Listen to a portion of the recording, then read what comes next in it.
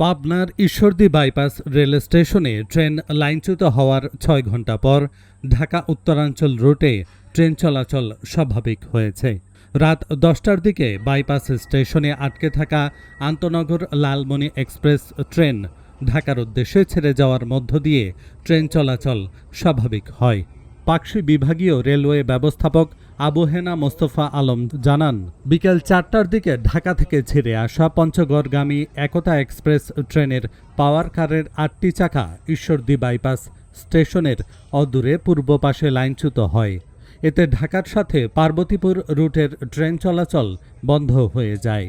ঘটনার ১ ঘণ্টা পর বিকেল ৫টার দিকে লাইনচ্যুত হওয়া একতা এক্সপ্রেস ট্রেন পাওয়ার কারটি রেখে পঞ্চগড়ের উদ্দেশ্যে ছেড়ে যায়। এ ঘটনায় পাকশী বিভাগীয় রেলওয়ের পরিবহন কর্মকর্তা মোশাররফ হোসেন ভূঁইয়াকে আহ্বায়ক করে ৫ সদস্যের একটি তদন্ত কমিটি গঠন করা হয়েছে।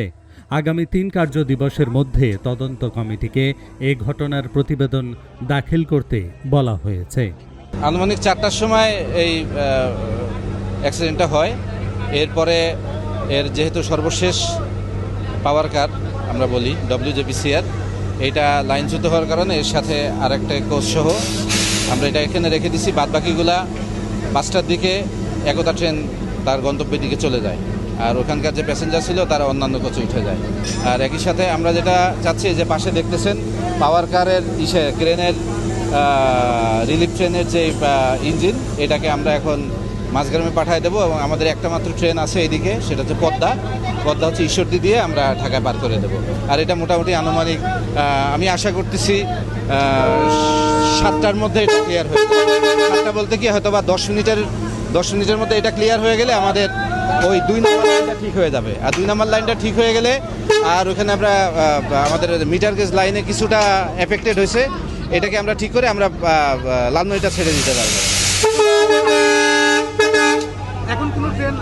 এখন হচ্ছে পদ্মা আছে, আমরা ঈশ্বরদীতে নিচ্ছি।